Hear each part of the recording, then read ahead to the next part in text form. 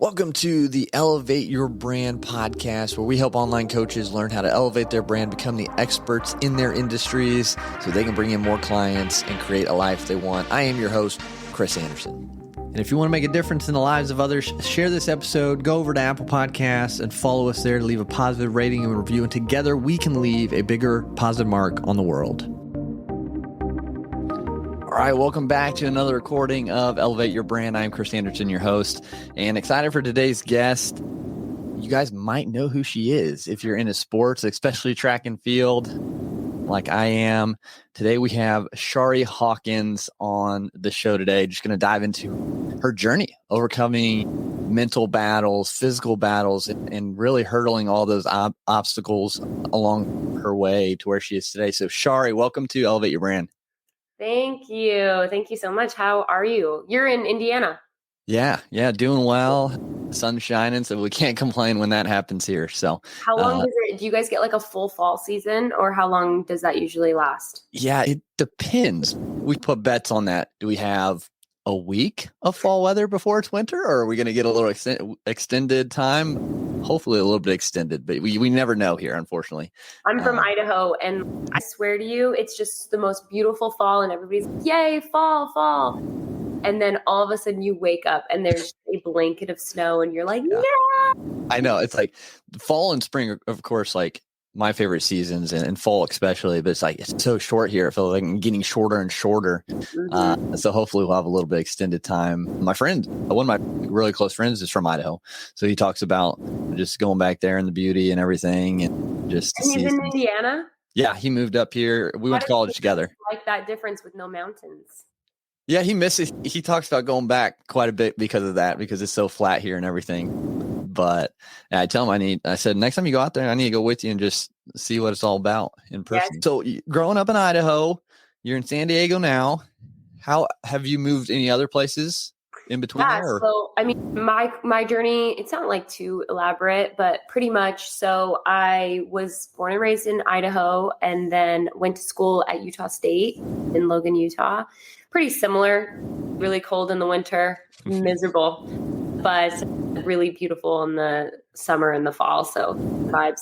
And then moved from Utah to Santa Barbara, California, trained professionally there for 2 years. Then I moved overseas and went to school, got my master's degree in education at the University of Bath, and did track while I was there as well. And then now I'm currently training in San Diego, California. So it's awesome. Been a little bit of back and forth, but not crazy. How'd you like doing your master's out of the U.S.? Oh my gosh, it was amazing. Yeah. It was a 1-year program to get your master's degree. You can't really knock that. And then I love England so much. It was so amazing. A lot of people always say that they hate the food there. I loved the food there. It was amazing. Yeah, it was really cool. Yeah. And honestly, I'll be completely upfront. I ran to England. I ran away to England because I was escaping my own anxiety and my own stress and all that kind of stuff. But it was huge for me because I got a lot better with track. I felt like I did need like a little bit of a new environment. And it was really cool I got to go train with college athletes again. And I felt like they gave me like new, fresh energy, just like wide-eyed, that kind of thing. They were just like, yay, let's go work out. And I was like, yeah. So it was really cool to be able to go away. And it was the off year. So there was no like world championship year or anything. So it was kind of like the perfect like situation for me. Yeah. And I think honestly, had I not gone to England, I probably wouldn't have continued training. Wow. I probably would have, it was getting like really bad. My anxiety. I had basically told myself that if I win, like, you're a good person. Congratulations. And if you, or not even win, because in the heptathlon, I didn't really focus on winning, but if you didn't like do really well and get like a personal best in at least like 3 of the 7 events, congratulations, you're a terrible person now. And if you did really good, like, you're great. But if not, like, nah, it was just causing a lot of havoc in my mental state. Obviously, that makes a lot of sense for a lot of people. Of course, that would be stressful. Yeah, that identity tied to the results instead of you as a person, right? Yes, exactly. And I think that's pretty common in sport. But if you really think about that, like, who would want to compete if the thing that was up for grabs was your value. No, it wasn't a trophy. It was your value as a human. That's what you were competing for. And it was just really rough. So moving to England was really nice for me just to get like a fresh start. I came back, didn't help. And, but then I had to go and do a lot of mental work myself. And that's really when all of the magic really started to happen. Yeah. And I think that's like a change of environment is so beneficial, I think, and people don't necessarily give it enough credit. Like when you're around the same people all the time, the same location, the same environment over and over, and it's not helping you improve, sometimes we got to take those steps and that leap of faith to try something different and get something different, a different perspective for that really the stepping point for healing. And I think that's cool that you were able to do that. I know my wife went to London for a study abroad for a month. She loved it. She liked the food too. Oh, I loved it. Yeah, no, it was awesome. And the thing is, like, going to what you said, because I really liked it. It is true. It can be so refreshing to have a change of environment, change of location, and just going away and getting like a little bit of set. But I also want to reiterate, I learned this the hard way, is that it doesn't get you to stop doing the work. And I think a lot of us don't want to do the work. Yep. Can I move, please? Right. You know what I mean? And it turns out, yes, it's very helpful to like get a new environment, have a little bit of a clean slate. But at the end of the day, like that work still needs to be done. Yeah, 100%. And before I started Elevate, I used to be an athletic trainer. Okay. And so that was a lot of things that I saw going into it is we have all these physical problems, but the athletes a lot of times are just putting Band-Aids on it. Just, hey, let's just get by. Let's not fix the issues. And then being able to talk to these high school and then college age kids about what's going on and seeing like there is so much mental healing that needs to happen or growth. And again, just Band-Aids being put on it. And like you said, you've got to take the action and do the work to start having that growth. And when I was in college, we hosted the NAIA national track event there. And it was the best time ever. Just seeing all these athletes from around the world that are in college competing at just at that level. And with that being said, there is a lot more,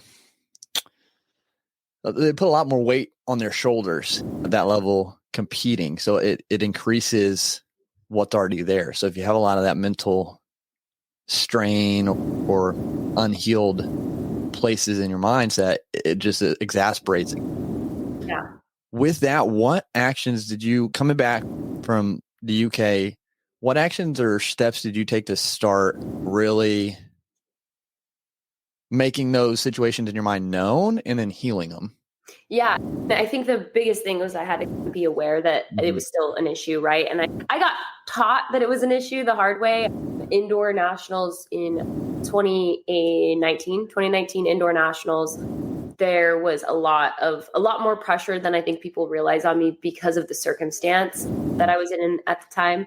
And so I got there and I was just stressed. I was so stressed, I couldn't even believe it. And my body completely seized up on me. I pulled like my hamstring, and I am like hypermobile. I'm like a hypermobile person. I do not have issues with pulled hamstrings. Like never have. It was just, I was stressed myself out so much. I completely injured myself. And I remember my parents were there. We were in New York, and I was like, I'm not doing this again. And I think they were like, you're done. What are you talking about? And I was like, I got to go to work. So my biggest thing was just, I started asking questions to everybody. Hey, have you ever had anxiety? Hey, have you ever had anxiety? Hey, I don't know, you don't know me, but have you ever had anxiety? What causes it? And finally, I got my answer after asking a lot of questions. Basically, somebody was talking about how it was just at the forefront of my mind. And somebody was talking about how there was a person who, I was like, yeah, this person like never really has anxiety. And they're like, yeah, they don't they just don't see how important their meat is. They just are like, oh, it's just a meat. And like, it was just really interesting because I was like, what do you mean? They don't see how important it is. Like, it is just a meat, like in my mind. And I was thinking like, oh, wait, I'm legitimately putting my value as a person on my performance. And I just didn't know that before. Like, you think about that, you think, oh, like now, but like I never really thought about like the fact like I'm genuinely putting my value as a human being on this. It like is riding on this performance. And I just made this conscious effort to say at this next competition, no matter what, I'm gonna just have fun. And it was like at that point, it was the biggest competition of my life. So it was in Gotsis, Austria.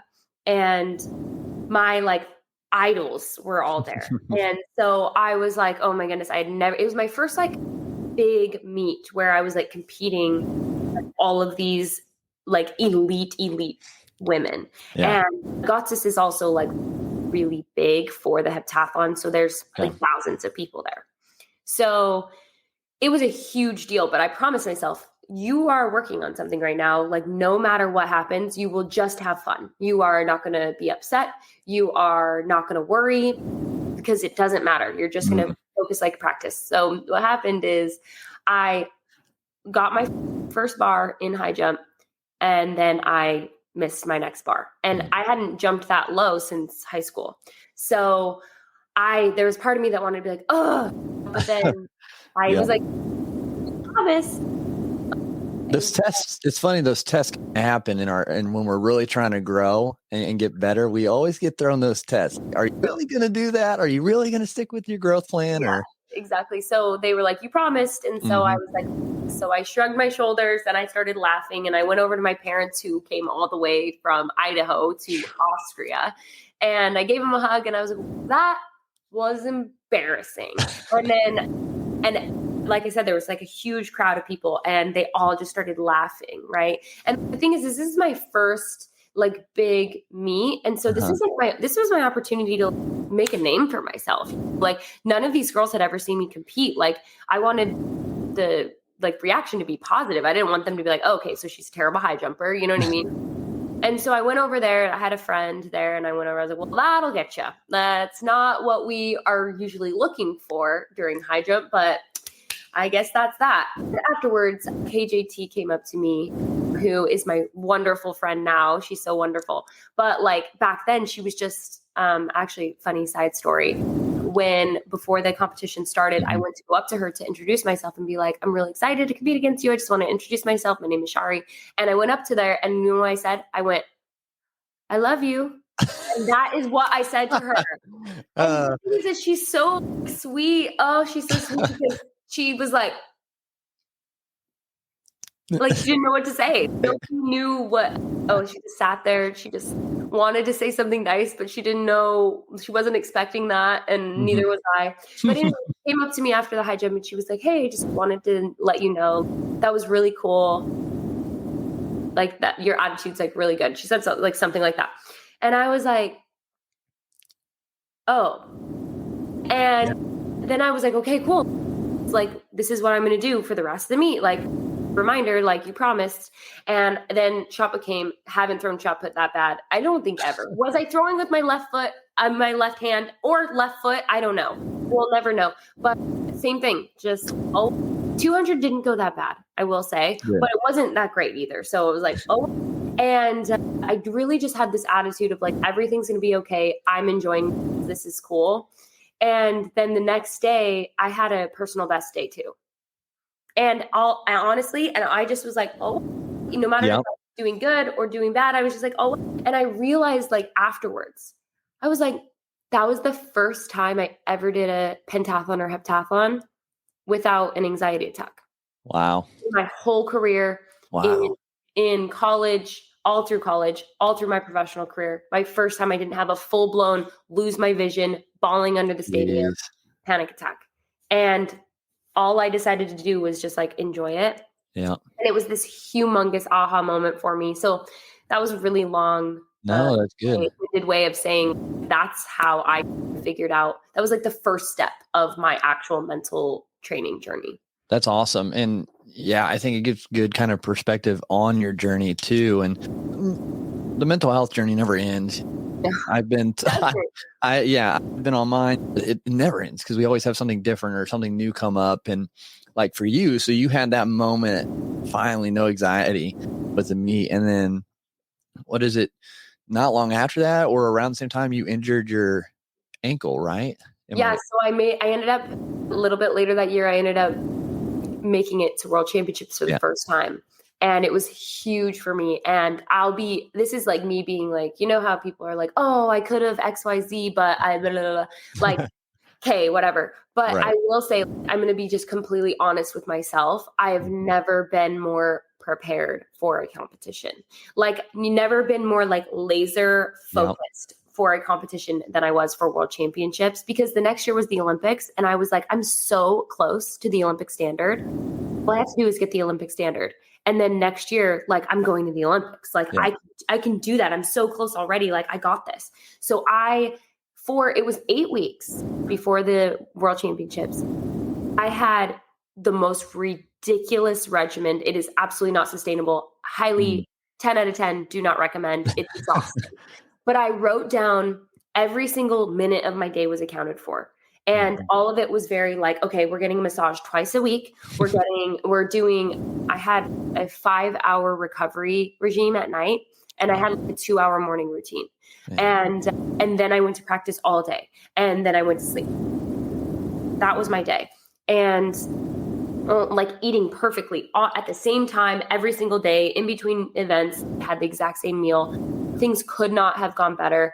And the day before I left for the competition, my coach and I were doing box jumping for long jump. And I landed and my ankle turned and just snapped. And I thought, because of how many times it snapped, and I was in full shock, like instantly, I knew my body was in shock. So I was like, okay, there's a chance my ankle's not attached to my foot right now. There's a chance my foot's not attached to my leg right now. If I can stand up, I'm still going to go. I stood up, and I stood up fine. And I was like, okay, I sprained my ankle really bad. I'm fine. I can take this up. I can go. And I think it was 5 or 6 days before the actual competition. And my ankle blew up like crazy. But I just like ice, hot, cold. Like, I got rid of that swelling. I ended up getting, on the way to Doha, Qatar, I ended up getting a whole row to myself. And I just put my foot up in the air, and then every 15 minutes, my alarm would go off, and I would like massage my leg and make sure that, and everything was literally like, we're doing this. And I ended up doing okay for somebody I found out later, I completely broke my foot, like my talus, like completely shattered it. And then I pulled, I snapped not just 2 of the ankle tendons, all 4 of them on each side. Yeah. Completely snapped them off. My osteopath she'd tell me, she's like, you have no ligaments. That takes a lot. I'd be like, you have no ligaments. What do you mean? She's like, you have no ligaments. Yeah. My whole foot was just attached on to by my Achilles. That was the only thing still happening. Everything else was just completely gone. And I still ended up, I think I took top 12. I went in 24th. I took top 12, and it was just like this really incredible experience. I didn't get obviously the score that I wanted, but it was like this like mental fortitude, like I can do this. And then I got shatteredly humbled by not making the team in 2021. And then I had to go back to work, because like you said, the mental journey never ever ends. And it never ends, no matter how like good you get at it, no matter how work. And it's actually a good thing. When things end, it's kind of like life would get boring if all of a sudden we were just perfectly mentally tough all the time. So that's what we want to do, because the lows are low. So when the highs are high, we're like, yeah, let's stay here. But after a while, that would get really boring. We need the dips so that we can appreciate the highs. Yeah, no, I think that's very well said. And I think it was around that time, and I can't remember now exactly, when I found you and started following your journey and saw the injury and everything. I think just from, again, my past athletic trainer, oh my goodness, like, because that takes a lot to do that to an ankle, and then your surgery and coming back from that. Was there a different, mental game that you had to play after surgery and getting back physically? So interestingly, I will be like fully honest, I didn't have any sort of mental game going out of surgery. I think I had this like just trust that I was going to make the team. Like I was like, I know I can do it. And I'll be honest, like there was not one day until April, probably May actually, because I was going to say April 30th, but it was more like May 5th, where I didn't have pain at practice. And I'm talking like my coach would be like, why are you doing that? And I'm like, it's a limp. It's called a limp. Why do we limp, coach? You know what I mean? Like she'd be like, you're not like doing it. And I'm like, yeah, because I'm limping. And so it was a really hard year. And it was mentally like really sad for me because you like look back and you're like, oh, I probably cried 5 or 6 days a week minimum. On the way home, sobbing, just worried, and ended up not making the team, which just made all that crying just so much better, doesn't it? It just it put me pretty bit down. But I will say that is how I came up with 30 Days with Chari in general. Yeah. And so, was it all worth it? Would I have? I don't know. I go back and forth, but maybe get some good stuff out of it for sure. Yeah, no, I think it's like when people say, do you have any regrets in your past? I'm like, yeah, I mean, there are a lot of regrets. Now, would I change things because it's gotten me where we are? But yeah, I think that's really good. So yeah, 30 Days with Chari, what is all that about for those listening? Yeah, so basically after not making the team, I was just done. I think the whole year was just so exhausting mentally. And there were so many emotions involved. And I realized that I was like, man, like, this was not worth it. I remember actually my husband was just like, was it at least like fun? And I was like, no, that was the least fun I've ever had in my entire life. And it was so for me back then. I was so sad. But after I had my grieving period, and I think it's absolutely okay that we all have our grieving periods when we're going through something mentally, let yourself feel it. Let yourself be sad. It's okay. And then say to yourself, it's okay that I'm sad. Yep. You know what I mean? Don't I think it's hard when it's like that thing where you wallow in your sadness versus I'm okay with being sad, but I'm not convinced that I'm a sad person. You know what I mean? Like I'm okay with the fact that temporarily right now in this moment, I am sad. I'm going to allow myself to be sad, but I am not going to allow myself to be a sad person. Okay. Yeah. You're just in a season. We're in fall right now. You're in a season where you have the sad emotion going on. And yeah, exactly. And I think I was wallowing a bit, we'll say, like I wallowed. And finally, after my little grieving period of wallowing, I finally had this like aha, okay, what can you do? And so I just started getting out and going on walks, like going on a walk. Maybe I would go on a little run. Okay, cool. Now let me try to listen to an audiobook that makes me feel good or a podcast that makes me feel good and try to get myself back into a space where I could actually be happy again. Yeah. And I really remember being like, what is something that's going to make me happy?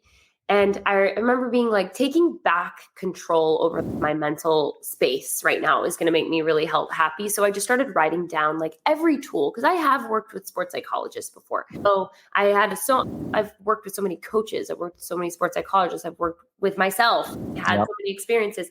And I just like writing down all the things that like make me stronger or have gotten me through things and like writing them down. And then again, my bachelor's and master's is in, that's quite a thing to collide, huh? Those two bachelor's and master's degrees are in education. And so I put it together in a curriculum and now it is what it is, which is 30 Days with Chari. And it's basically all of the mentor training tools that not only did I use throughout my whole career, but I definitely used through getting through that crazy moment of not making the team in 2021 to in 2022 becoming the American champion. And it was my first win as a professional athlete, especially like on American soil.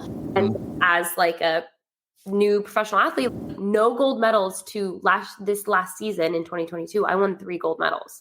So it was my most winning. It was like this program that like is now 30 days.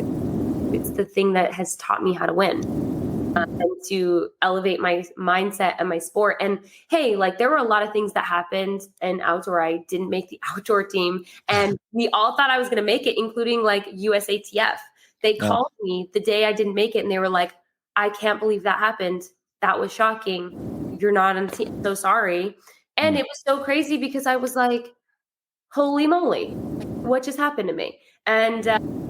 But then it turned around and I got a call from World Athletics the next day and they were like, hey, do you want to host the championships? And I was like, okay. And I remember right before they called, I was like, for some reason, this is just such a freak thing. I know this is happening for a reason. And then I was able to do that, and it was great. Don't get me wrong. Like, I'm 100% going for world championships this year. It's happening. Like, we're on the mission for it. But it's just so interesting to see how things can come to fruition, like good and bad, and how things can happen for you instead of to you and all that kind of stuff. But this program, basically, it's 30 days. You get 30 different lessons throughout the day, but within those lessons, because every day has like its own theme of a lesson. Let's take day one is self-accountability, because I think it's a great place to start with 30 days with Chari, taking accountability for yourself. So we start with a podcast. Podcasts are super digestible. They're like 7 minutes, right around that. And I teach you all about why self-accountability is important and how you can actually make self-accountability happen for you. Because I think that the way, like, it's one thing to change a mindset, but to know exactly how to start, there's a 1, 2, 3, 4, 5 step plan that you can put in place every single day, so that if you want to make a new goal, okay, I'm going to follow the plan to actually make it happen, which I think is really important there to have action steps with it. So after the podcast, I give you a challenge so that you can practice it for yourself. And then after the challenge is complete, we do a daily burn, which is just a super quick workout where I talk about all about, like, day one, we talk all about self-accountability and, hey, I know you want to stop. I get it. Your hip flexors are burning right now, but I need you to go back to self-accountability, and you're going to hold yourself accountable, and you're going to finish this. All of the workouts are very doable. They're not like, wow, you might need to be a professional athlete. Anybody can do them, but it's a great way to connect our mind and body and just get ourselves moving a little bit. Because sometimes when we want to get activated and we want to, like, start going after our goal, and we're getting a little bit like down ourselves, moving our body sometimes can be like a huge builder of that.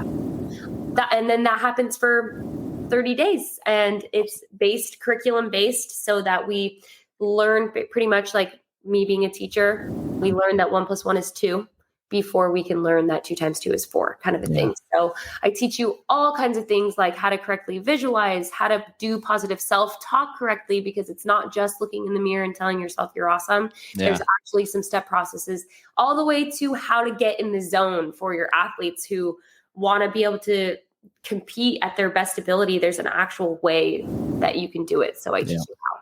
That's awesome. There's a lot of really fun stuff with it. I'm really proud of it, and I'm excited for it to get really off the ground. For sure. No, that's awesome. And so I almost double majored in psychology with the sports psychology focus, because there's so much. I just was too far along in my bachelor's to do it with the time that I wanted to get done. And but it's so true. Like, there's so many things you can do to get your mind, visualizations, like everything. It's not just the cool running. If you've seen it, the scene of him speaking in the mirror about himself positively. If you haven't seen Cool Runnings, no, I have. That's a good movie. But no, that's awesome. And I would love to just kind of wind down the episode just with a little bit lighter stuff. Just find out more about you. What are some things that you go to as like a pick me up? Well, some people, it's a bowl of ice cream. What does Chari do to get a little pick me up? Honestly, I really love dancing. Okay. Weirdly, like sometimes, like when I just feel like it, I'll put on like some Taylor Swift and I'll just dance around my house. My undergrad is in education. It's in culinary arts education. So I absolutely love cooking. And so, yeah, just like finding more creative outlets, like that's a really big one for me, because a lot of my, track and field stuff, it's very like masculine energy, get things done. And I really love being able to tap into that feminine energy as well, because I think having that ebb and flow, whether you're male or female, being able to tap into both of those, that's how you're going to really capitalize on yourself as a human being. For sure. Do you have a recipe you could make just off the top of your head that's like a go-to that you're really good at? Yeah, pretty much anything now. I have all my recipes pretty much memorized. I will say that one of my favorites is like a coconut curry. It's really good. And it's only like 5 ingredients. So it's like really, nice. I wouldn't say it's very like an interpretation of coconut curry, because it has to be like a little bit like the healthier version, which is, oh man, you know what I mean? Yeah. I go to like really authentic Indian restaurants and I taste their coconut curry and I'm like, yeah, this is 100 times better than mine. But the one that I make is also really delicious. I really enjoy it. That's awesome. That's really cool. Yeah. We did HelloFresh for a while, the meal prep or meal subscription, just because we wanted to try different recipes because that's just not us. And it opened our eyes to a lot of cool different culture foods that come from that. So that was neat. But so yeah, what's in the future for you, Chari? You looking at Olympics still? What's your plan going forward with track and field and then just life in general? I know you got married a couple years ago, I think. Mm-hmm. Yeah, honestly, I ask myself 3 questions at the end of every season. It's always, am I still getting better? Honestly, I think if I genuinely feel like I reached my fullest potential, you did it, Chari, like that, you did so well and you genuinely reached your potential and this is where it is, I would be more than happy to hang up my spikes on that because there's so many amazing things to do in this world that I want to get done and the people I want to reach and the things I want to accomplish that track takes up so much space in my life that I would love to like branch out, but I can't hang it up until I feel like I reached my fullest potential. So that's question number 1. Do you feel like you can still get better? The second one is this still genuinely enjoyable? And I almost looked into not doing track again last year because of how not fun that year was. Yeah. I had to really take my time before asking those 3 questions because had I asked them right at the end of the season, I'd be like, nope, done. Or like really think that one through. And then the third one is, does this still make sense for me? Because my entire family is in Utah and Idaho, and I'm here in San Diego. My husband's here in San Diego. All of his like friends and family are back there too. Like it is quite the advice, but it's one, like I've said before, it's a mountain you have to climb, and I'm willing to climb the mountain, and he's willing to climb the mountain beside me. So it's really helpful. But like at some point we are going to potentially want to start a family, and like those kinds of things are definitely going to get in the way of track and field. It turns out you have to use your body a little bit. Yeah, just a little. So it's just up to the end of the season. I've told like a lot of people want me to like, hey, I'm definitely going through the Olympics, but just because I know how you can make a world championship one year and not make an Olympic team the next year, like it's nothing is ever guaranteed. I think that if somebody said that, oh my goodness, like you're going to win world championships this year and have a full-blown punch ticket to the Olympics next year already, I think I'd be like, okay, I'll do it again. But because those tickets are never like punched the year before, like you can never really count. You never know if you're going to get injured. And it's such a sacrifice. I want to always make sure that it makes sense for my life. Does this sacrifice make absolute sense at the moment? So I'll always ask myself those 3 questions. This year, I asked myself those 3 questions. Last year, I had an absolute blast. I don't even think I scratched the surface of my potential it was just so crazy how things would just like line up. So you're getting decent scores, but you're like, there's so much more. So I have so much more left. And right now, this is absolutely what makes sense for us. We're doing it for another year, and then we're going to see how next year goes. And we're going to ask ourselves those same questions. That's awesome. And those are good questions to ask in anything, really. The same framework questions. So I think those are really good to think about. And one thing I did forget to ask, what is your favorite event out of all the ones you do? That's a good question. I think it used to be like super different. I want to say high jump's my favorite, mostly because I figured out how to manipulate the flow state within high jump now. And that's really fun. Hurdles is right up there with that, and shot put's not far behind. So those first 3 events are the events where I really feel like I can come alive. And then the other ones are this year, actually, indoor world championships got canceled this year, unfortunately. And so it was so funny because I was like, oh my goodness, now I have to learn how to throw the javelin and I have to learn how to run fast in the 200. And so it was just like a really funny, because like, of course, those are always the goals anyways. And so like, those are probably the 2 that I'm looking forward to getting better at. Yeah.